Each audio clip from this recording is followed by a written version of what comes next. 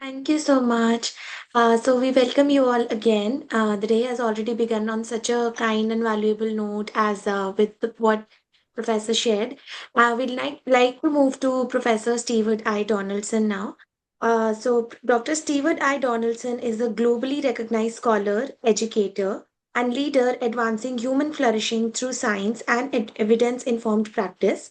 A distinguished university professor at Claremont Graduate University, he is a co-founder of the world's first PhD programs in positive psychology. He currently serves as president of the Claremont Flourishing Center and the Western Positive Psychology Association and is an elected board member of the International Positive Psychology Association. A prolific author of more than 20 books and hundreds of scientific articles, Dr. Donaldson is widely known for his research, leadership, and mentoring, empowering individuals, organizations, and societies to flourish. We also have Professor Amrita Deb here, who will be chairing the session with us. Professor Amrita Deb is an associate professor of psychology in the Department of Liberal Arts at the Indian Institute of Technology, Hyderabad, India. Professor Amrita conducts research in the area of psychological resilience and well-being. She's specially interested at risk and protective factors that stem from individual, social, and cultural components. Some of these research investigations have been funded by Indian Council of Medical Research, Indian Council of Social Science Research, and Shastri Indo-Canadian Institute. Through her work, ma'am attempts to identify the wide range of positive outcomes in the aftermath of adversities such as childhood trauma and mental illness. Professor Amrita is also currently serving as the Vice President of Resilio, an international association for the promotion and dissemination of research on resilience. In addition to this, she teaches courses on discipline covering mental health, clinical psychology, positive psychology, and psychological resilience. I take a moment to welcome you both again to the session, ma'am and sir. And over to you, Professor Amrita. Uh, Thank you, Ekta, for the introduction. And Professor Donaldson, we are very happy to see you here at the NPPA conference. And without any further delay, I request you to please begin your talk. Okay, well, thank you very much, both of you. It's a wonderful invitation. I can't remember the last time I've given a lecture at 9:30 p.m. at night here in Claremont, but it's actually a nice quiet time, and I'm really looking forward to sharing this hour with you. I think it's morning there, and you should be really fresh, and I know you've just had one talk, but I'll try to give you some new information that you might not have had before, and we'll see how it goes. I do a lot of interactive Zoom work, and as I'm reading what I see in front of me, can people respond to me in the chat? Is that one way to communicate? Is the chat enabled? Or is it the Q&A box that I should be looking at? Ekta, could you answer that, please? Yes, ma'am, sure. Sir, they can write it in the chat box as well, also having access to the Q&A box. Okay, so either one of those. And if I wanted to do breakout rooms, is that possible or not with the setup here? I believe that won't be possible in this kind of a structure right now, sir. Yes. Okay, no problem. Thank you. I just wanted to know what was available. Okay, well, I'm gonna talk to you a little bit about how positive psychology emerged as one of the largest areas of study at the Claremont colleges in Southern California near Los Angeles, and talk with you about the research we've been doing over the past 15 years or so to help people flourish. And I'll start by sharing my screen. Can you enable me so I can put my slides up? Yes, sir. Please try sharing your screen, sir. Host disabled.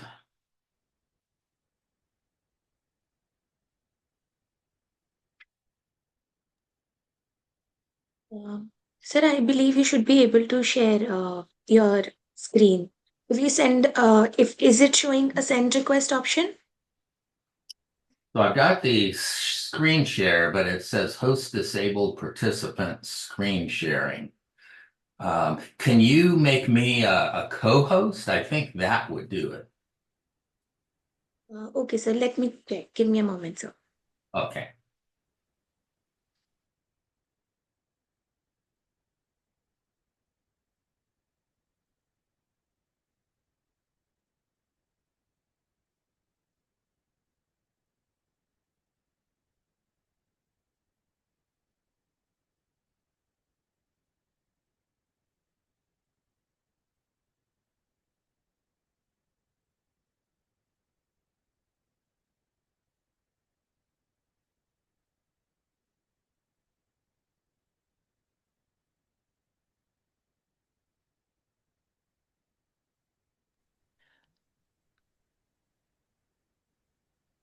Professor Donaldson, Yes. would it be okay to just mail the same NPPA email ID, your presentation? We'll just place it here.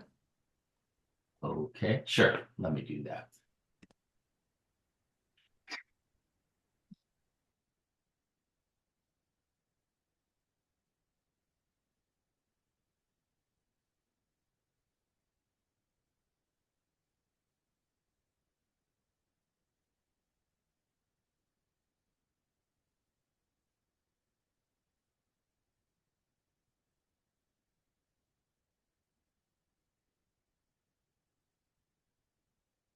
So that would be under events. Is that the right email? NPPA events or administration? Events, sir, please. Got it. Okay. Okay, you should have it shortly.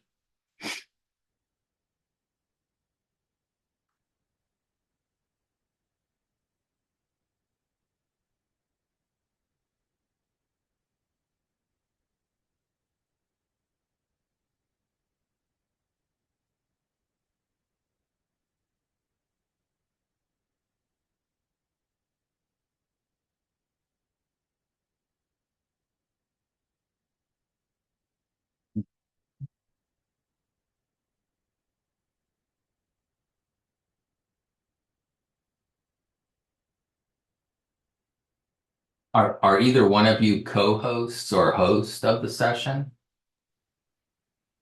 One of the hosts, sir. You are the host? One of the hosts, yes, sir. I'll be moderating the session. So Yes, sir. Ekta will be able to play the presentation right now. Ekta, I have forwarded to you. Just open it, please.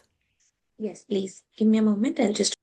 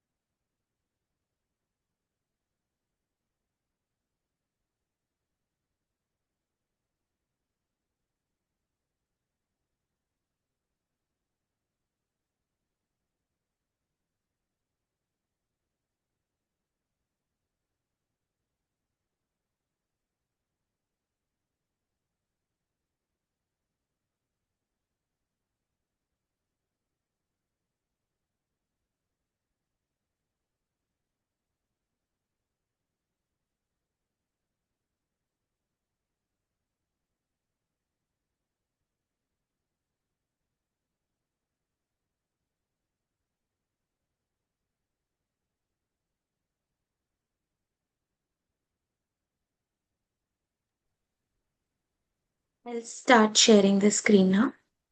Thank you.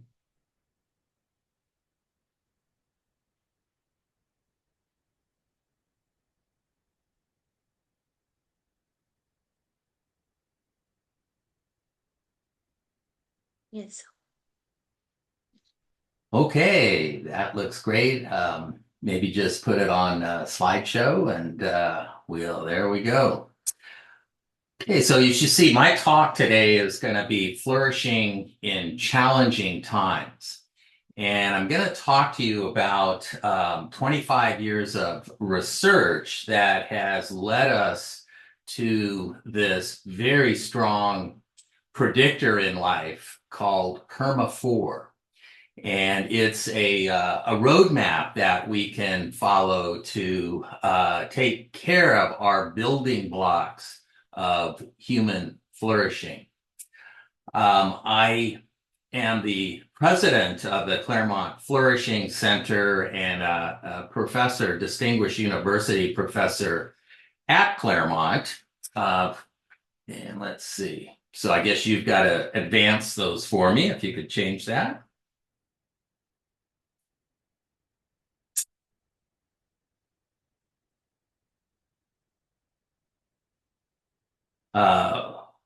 Okay, you're back. Second slide. There we go. We've been doing doctoral training in positive psychology for more than 15 years now, but this last year, 2025, we became partners with the Recce Foundation for Happiness, that is based in over 70 universities, many in India and Southeast Asia. And I'm hoping you know a lot about this, and maybe some of you are from these centers. And by starting the Claremont Flourishing Center, we're now teaching about the science of happiness and well-being and flourishing all over the world, but also in our own local communities. And we're now doing a number of programs with the foundation, and it's really enabled us to take our scientific research and share it more broadly with people out in the world in various communities, and who can really use it to make a difference in their lives. Next slide.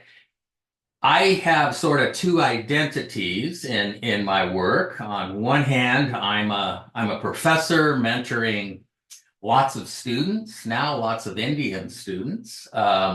We developed a fellowship in the science of happiness and just started a program where we have 12 or so pre-docs and postdocs, and many of them are in the Recce centers in the other universities. But what my sort of other identity has been for quite a few years now is studying these topics scientifically. And we do a lot of research methods, statistics, all kinds of training in how do you study topics in the field of positive psychology. And what I'm going to talk with you about today are a number of the studies, but the findings that have come from these studies. So you can go to the next. So as I think most of you know, it was around 2000 when these ideas first emerged. And one of my colleagues who is no longer with us, Mahali Csikszentmihalyi, here on at least the right side of my screen, I think it's right on yours, and Martin Seligman at Penn came up with this idea that a lot of the studies we had done up to this point really focused on those who were suffering and struggling. And of course, that's really important, and we learned a lot, and we can help people much better than we have been able to in the past. But by such a major focus on that, there hadn't been many studies using the same rigorous scientific method on what makes life worth living, um, what makes us happy, how do we become excellent, what is optimal human functioning.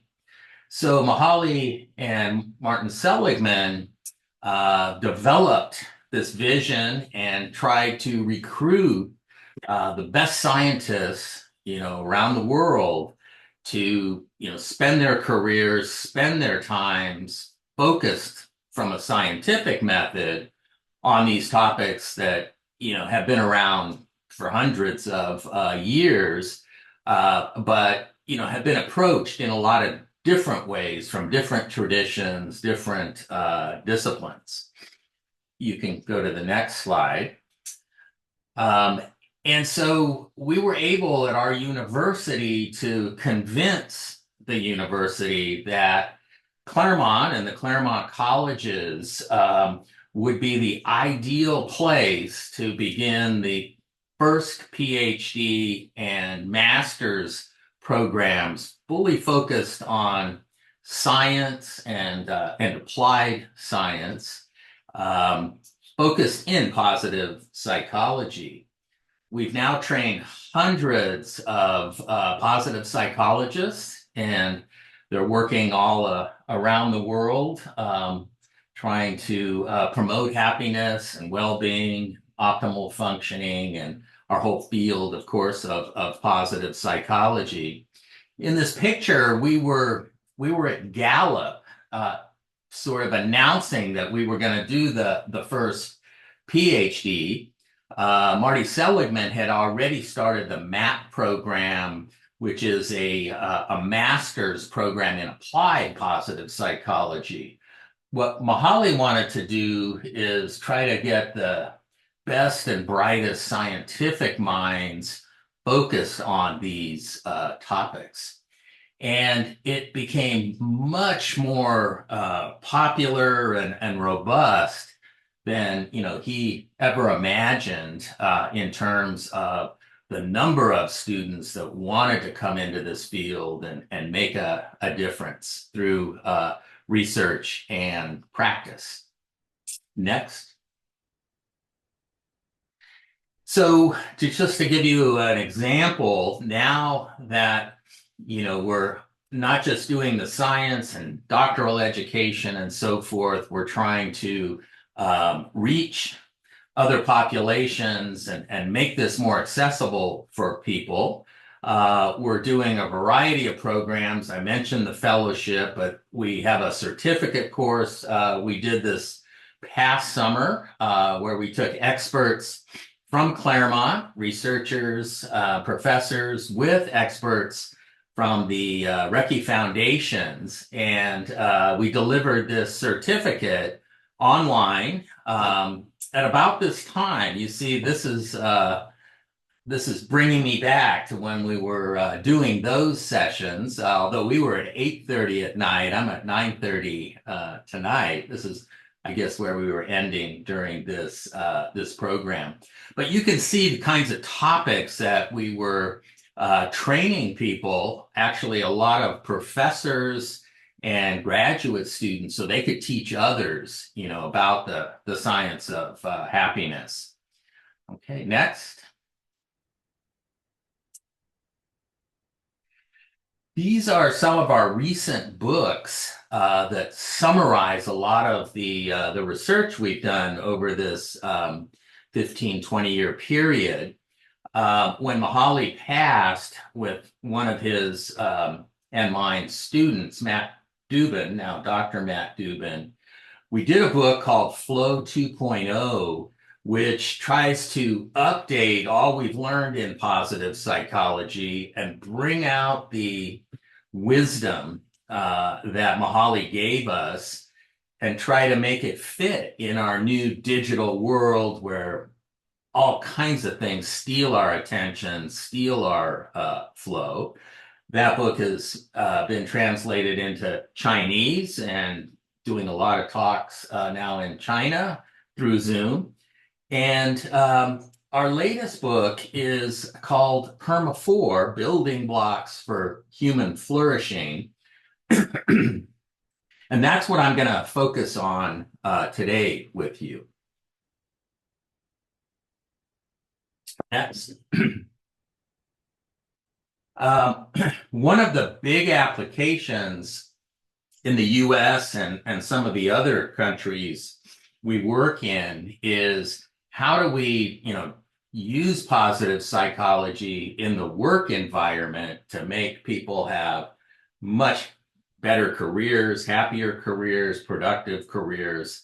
We have a research book coming out shortly on advances in positive psych research in the workplace, and the second edition of a book that talks about all of the interventions and applications you can use in work using the Perma4 framework. Next. So that brings me to the big question that we all, I think, are, depending on where you live and what's going on in your community and so forth. Many of us think, these times are much more challenging than previous times.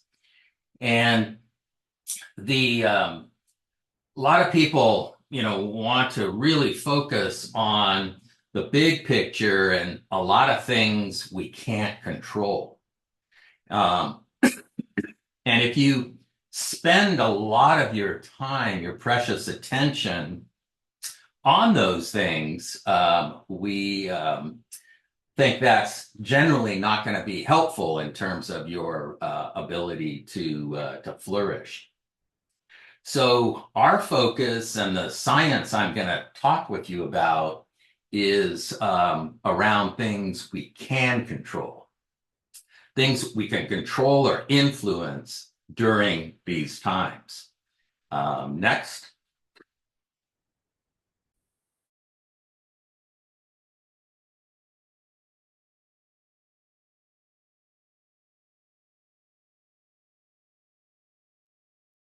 I think my voice thinks I should be asleep right now or something. I usually don't get a scratchy throat, but forgive me, I have something to drink. It's not what you think. It's water. So I studied early in my career with the father of modern management, Peter Drucker.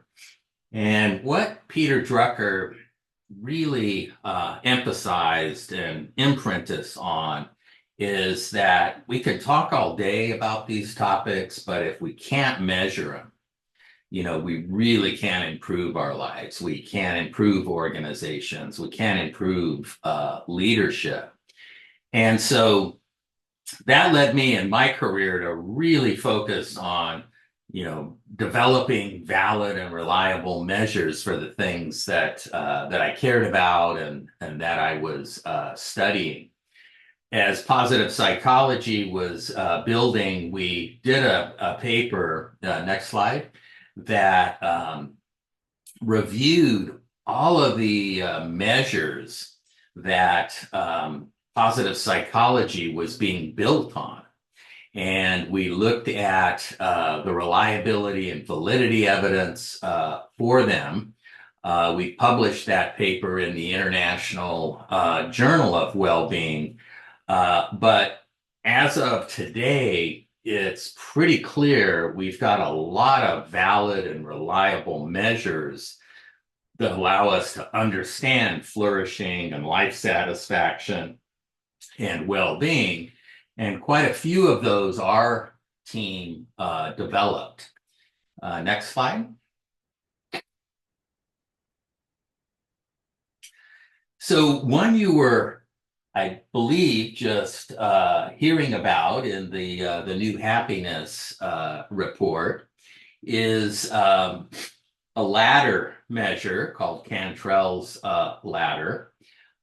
It's one of a wide range of measures now that are being used to really understand these topics. My definition of flourishing that I use is flourishing is growing and doing well in most aspects of your life.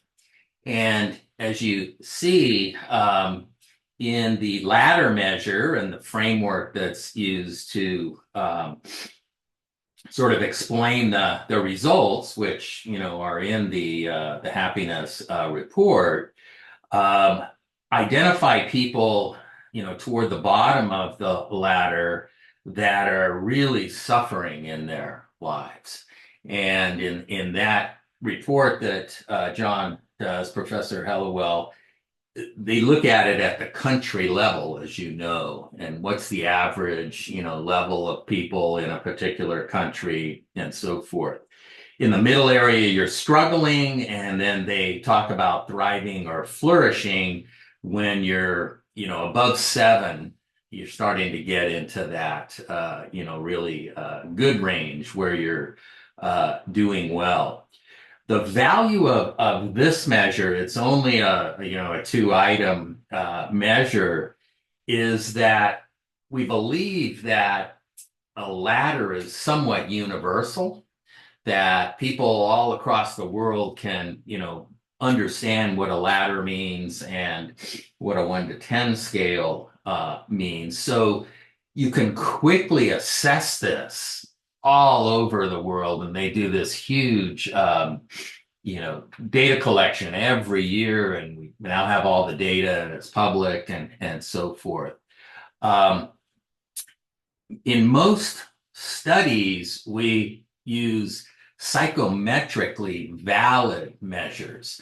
And so when you take the ladder and you see how does it correlate, with guy Ed Diener's flourishing scale or his life satisfaction scale, you can see that it's a pretty good correlation. And any of these measures, seem to be approximations of how well people are doing in life, whether they're struggling, suffering, or thriving. So the big question for us is now, we've built up this whole range of, measures, some qualitative, some quantitative. What are the key predictors of whether or not you're doing well in life? And to really study that in any kind of depth, you have to go through the same measurement process where you do study after study to try to get really solid measurement of the building blocks or the predictors of how well you're doing in life, your happiness, well-being, and flourishing. So next slide. As I don't know if he talked about this or not, but the website I'm showing here has all of the data on this scale, country by country, over the last 10 plus years. So you can see how the Cantrell's ladder 1 to 10 varies over time. You can, do cross-cultural comparisons. When I talk with people, there's a lot of, say, concern, controversy, opinions around why this doesn't capture their country very well. And, and I'm sure if you have a low ranking, that's not, that exciting. And, Finland always seems to be at the top of this. I did go to Finland to try to figure that out, but didn't quite get a clear answer on it. But I show you this in that beyond just looking at the report and so forth, this website, you can get in there and really get a fascinating look at people's levels of life satisfaction over a long period of time. But this is what we've been trying to predict. What makes a happy life? What makes people do well? And the answer that we've come up with is based on years and years of positive psych research and putting them all into one model, which I'm now going to explain to you. If my slides could come back up. Ekta, we cannot see the slides anymore.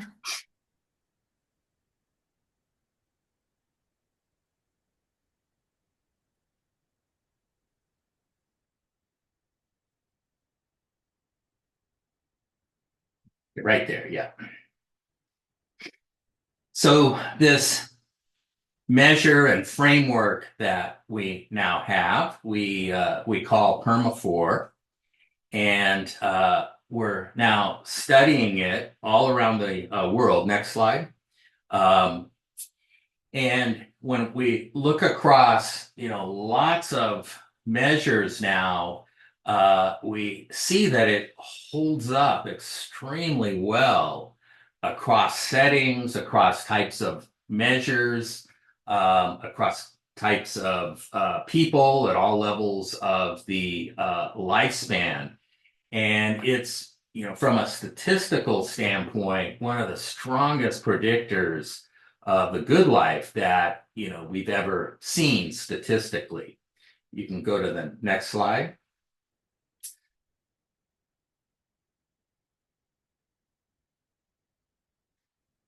In the next slide, what I'm showing you is some of the key studies out of the body of literature.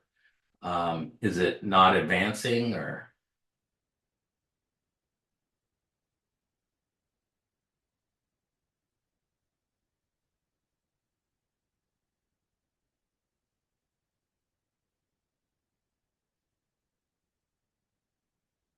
Recording in progress.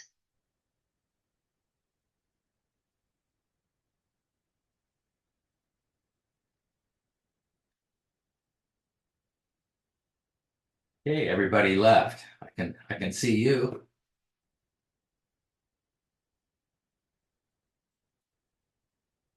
Hi there, is it just us?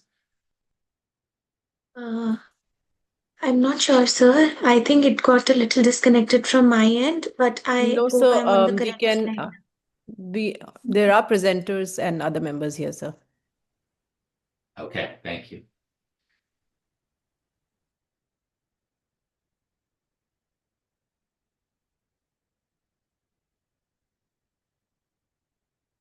Okay, I see you. I'm back. So next slide, if that won't blow us all up again.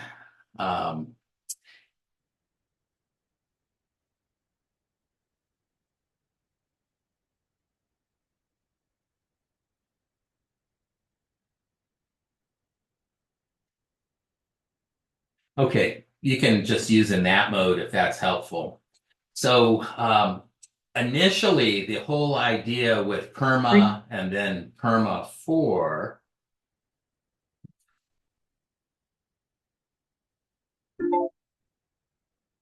Can you hear me? Can you hear me? Yes, sir. Yes. Okay. Yes, Okay. Was to develop a psychometrically strong measure that would work across cultures, would work across settings. And we first published the finalized measure in the Journal of Wellbeing Assessment in 21. We then tested it across self-report bias methods, meaning that is this just what people are telling us, or is this a more objective, scale? And we use something we call the multi-trait, multi-method technique to take out all of the possible, what we call self-report bias or social desirability. We then looked at how well it predicted a whole range of work-related outcomes. And again, study by study, published in the top peer-reviewed journals, the measure was holding up extremely well. Next slide. We then took it to different levels of analysis. So we think about systems of flourishing, systems of well-being. We developed a short scale, so you can now put it in your studies with just 9 items.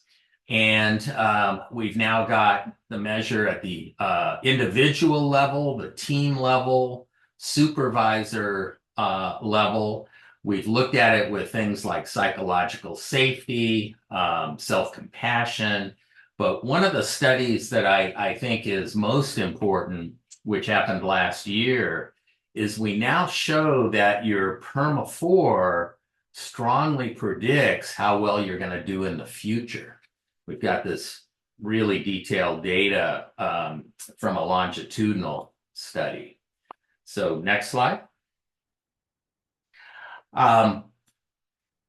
Both my students and colleagues now are, because the psychometric properties are so strong, are now translating it, and some of it is already translated and published in a whole variety of languages, and also studying to make sure it predicts flourishing and well-being.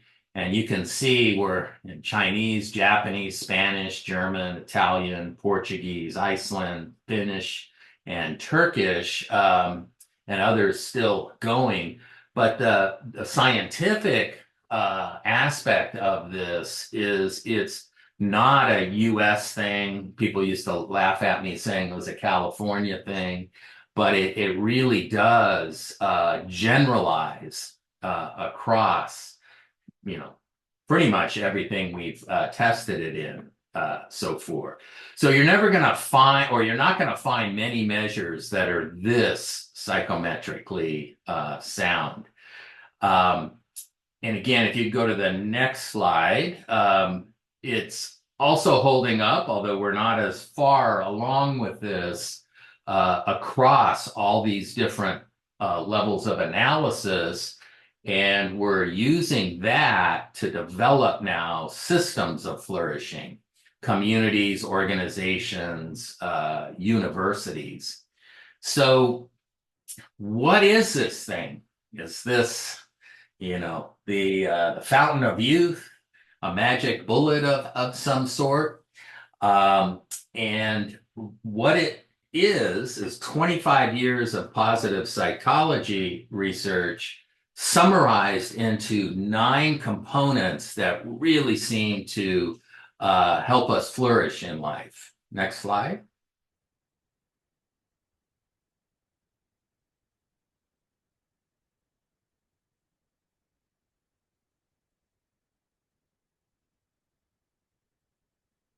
Okay, well, I'll start talking about them while you're helping me advance that next slide.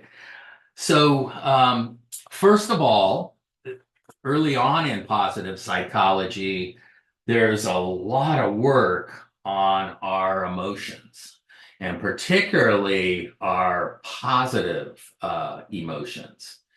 Can you hear me okay? I'm not sure if you're frozen or not.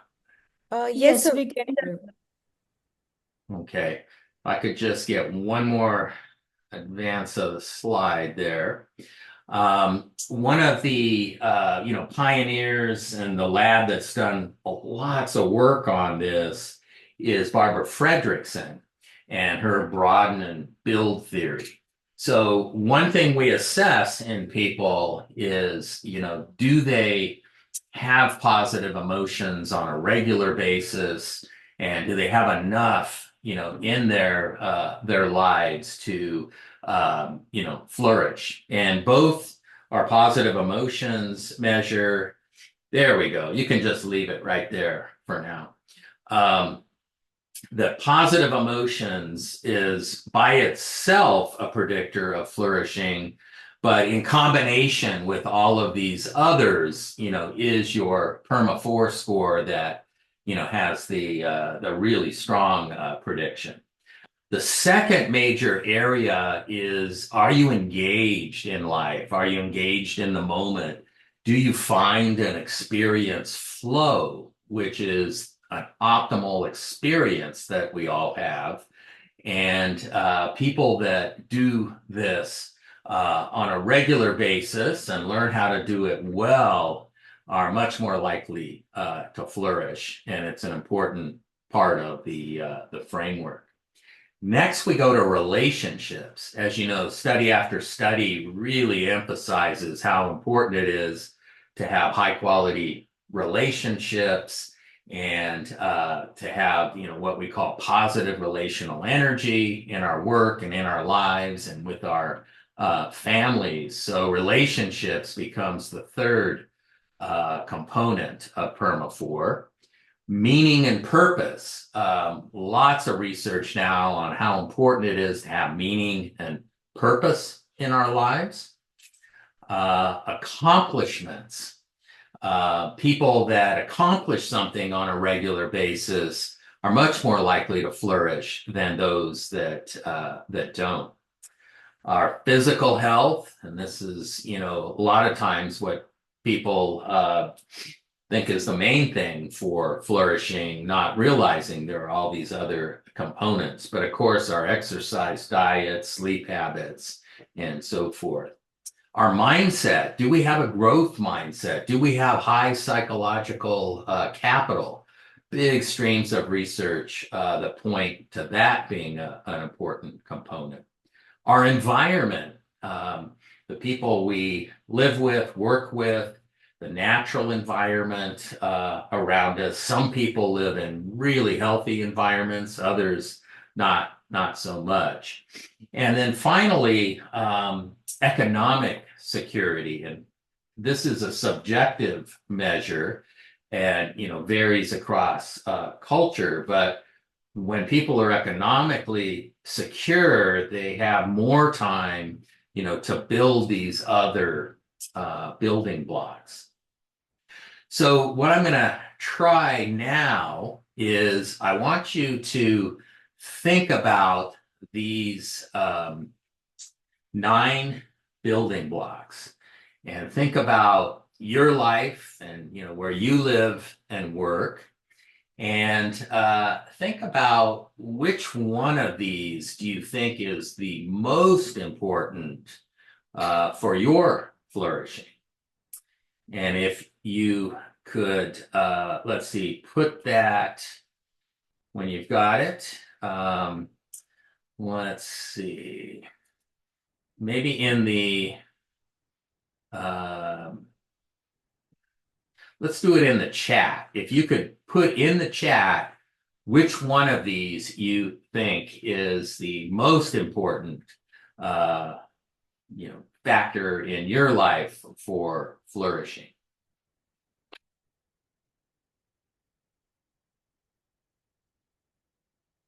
Purpose. Great.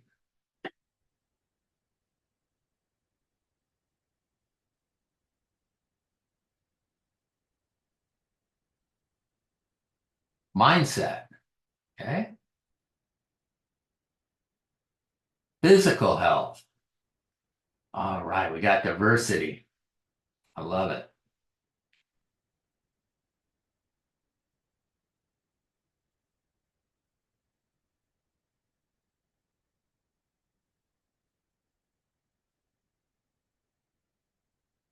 Okay, can anyone else add to that? Here we go. I see him now. Okay, meaning and purpose, environment, engagement and flow. So it's in Q&A. People are writing environment, engagement and flow, meaning and purpose. Yeah, I see those. Yeah. Great. Okay, any others? Well, one of the things I do with lots of the groups I work with is have them think about these in their lives, and then we get into a breakout room or a room that if we're in person, and try to come up with the top 3 for the group. And when you do that, you hear all kinds of interesting views on why one is important than another, why these are connected to one another, and how they operate together. What we now have in positive psychology are all of these activities and interventions that we've studied that will allow you to build each one of these. In a coaching application, our Perma 4 coaches, assess how you're doing at a particular time on each one of these, and then discuss which ones you'd like to work on in a coaching session on a week by week basis. So not only is Perma 4 highly predictive, it's something we can care for and manage on a regular basis to help us flourish, be our best self more often. So it's a very useful tool to teach our family members, teach those in the community, teach those at work. So not only do you have the ability to flourish, but you can help others flourish, which is something that a lot of positive psychologists think is a great contribution to make to the world. Let's see if we can go to the next slide.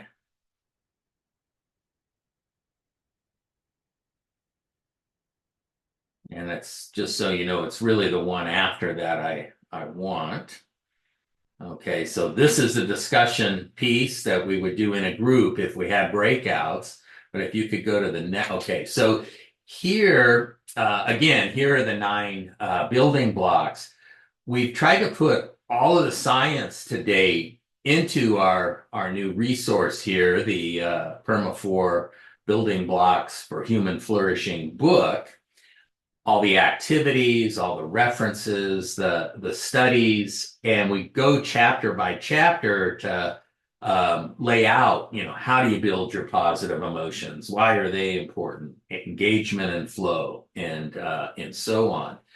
On our Claremont Flourishing website, if anybody wants to take the measure themselves or have anyone that they're working with or family members, friends, we have a free version you can take and get feedback on how you're doing on your Perma 4. If you go to the next slide, I want to leave you with what Mahali, one of his most famous quotes that seems to be coming to fruition in all of this research, is that a joyful life, it comes down to, is an individual creation that cannot be copied from a recipe. But what we think we have here are all the ingredients that you can pick and choose and decide, what to focus on more than another. And these ingredients are what help people flourish in both normal times, which, at least in the US, I don't think we're coming back to anytime soon, but also really help us, flourish during these very challenging days that we're all living in. So with that, I'm happy to take some questions.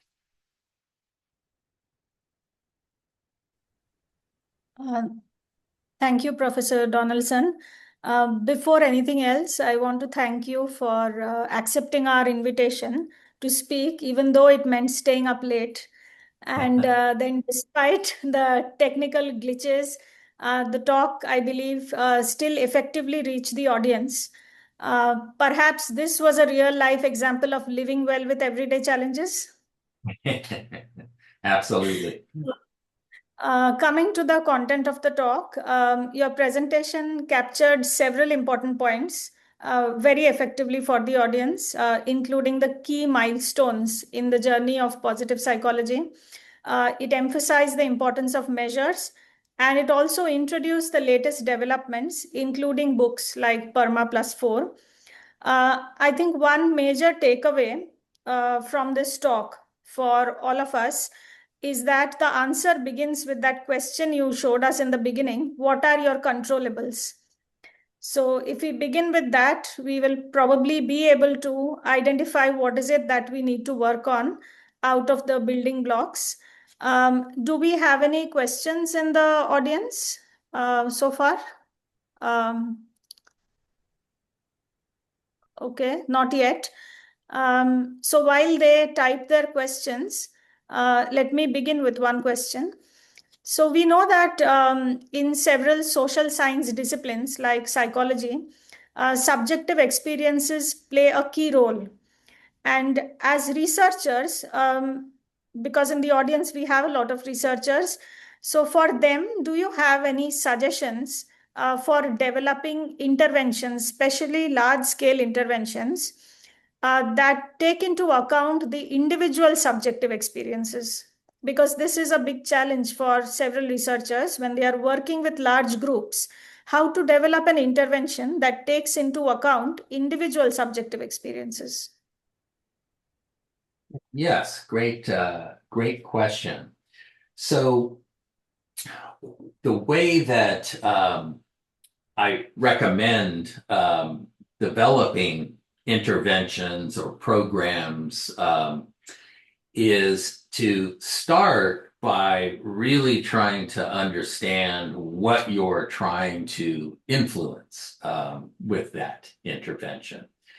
And I have developed an approach that I call theory-driven design and evaluation, where if it's something that you're trying to influence that is at the individual level, you're going to do different things in the intervention than if it's at a group or a community level.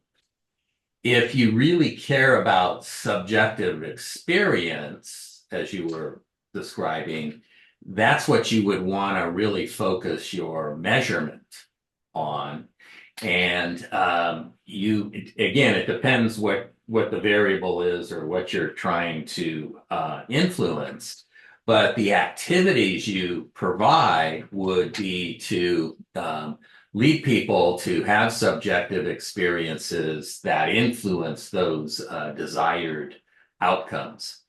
In the Perma 4 book, we show a whole range of interventions that can be put into a combination of a program. So several activities, interventions that have worked, and focused on, the outcomes you want. So what I, was showing you is that if you really want to change somebody's ability to flourish, you would need to hit these 9 factors, and you could give people experiences around those, based on what we've, studied and learned about how to improve the individual building blocks. Okay. Thank you. I think that will be very helpful for our researchers in the audience. We Right. now have one question from one of the audience members, Diksha Sharma. The question is about the contemporary world and due to advancement of technology, especially in the last 2 decades, are there certain changes that have happened in the environment which are yet to be addressed by positive psychology? So what all gaps do we still have in positive psychology which are yet to be explored and caused due to the advancement of technology? Yeah.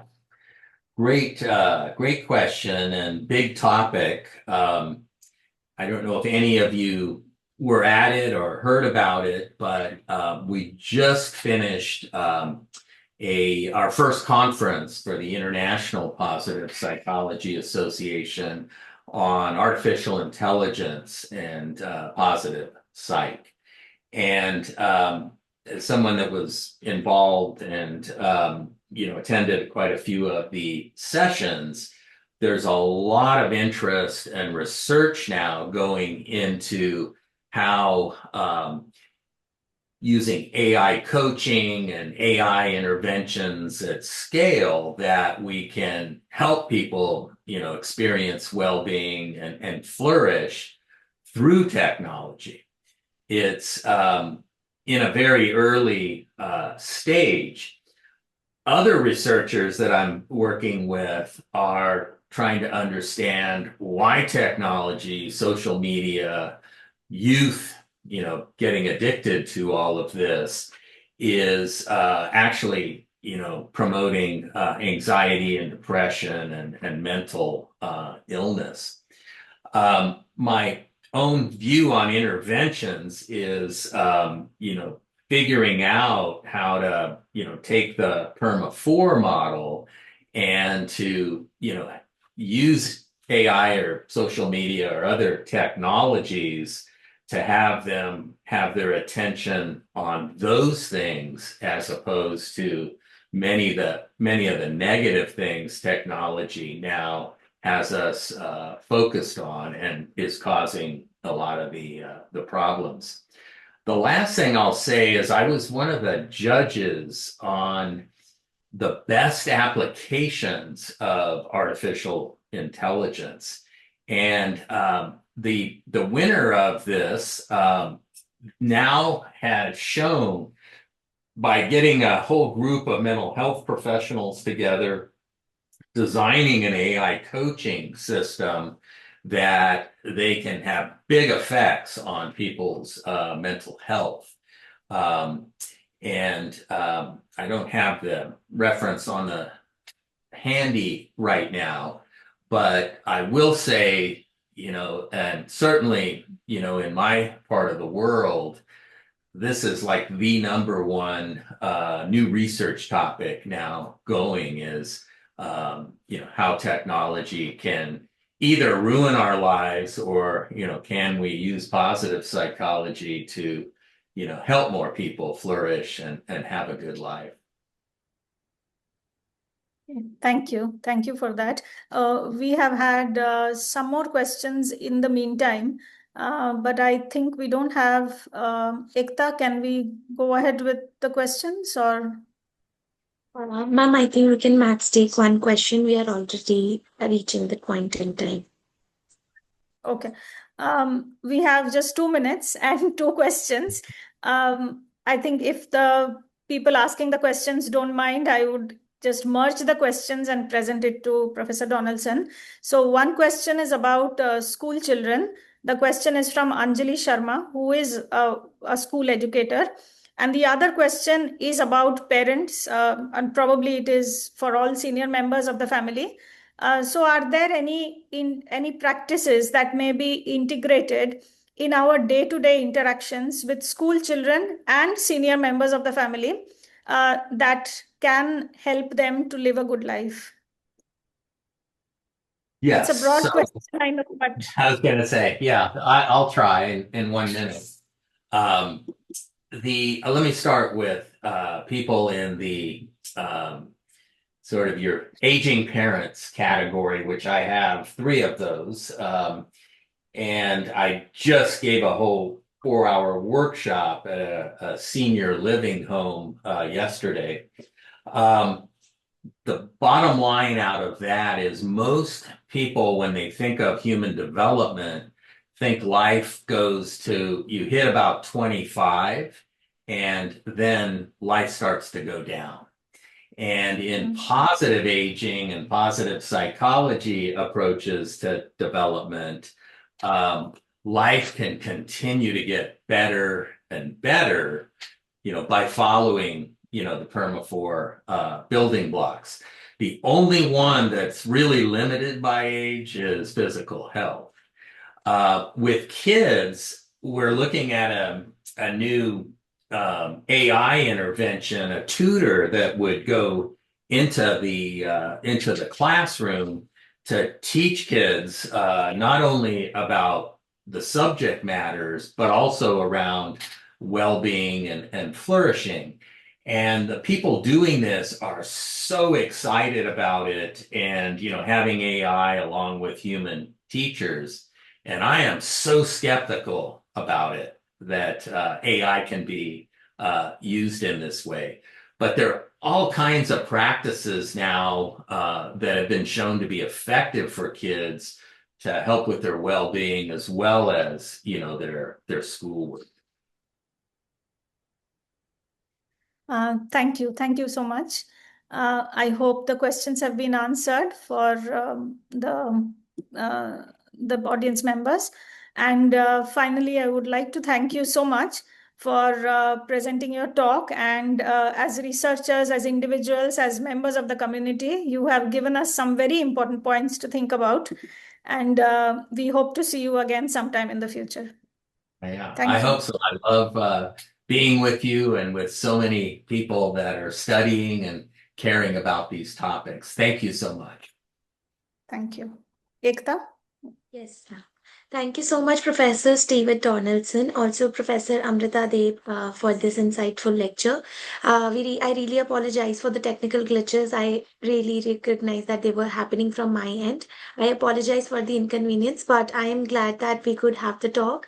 And thank you so much again for joining us and giving us some valuable takeaways from your lecture. Thank you so much, sir. Well, you were wonderful navigating a challenging time with me, and it was wonderful. So thank you, and hope to see you again soon. Sure, sure. Thank you so much, sir. Thank you. Okay. Take care.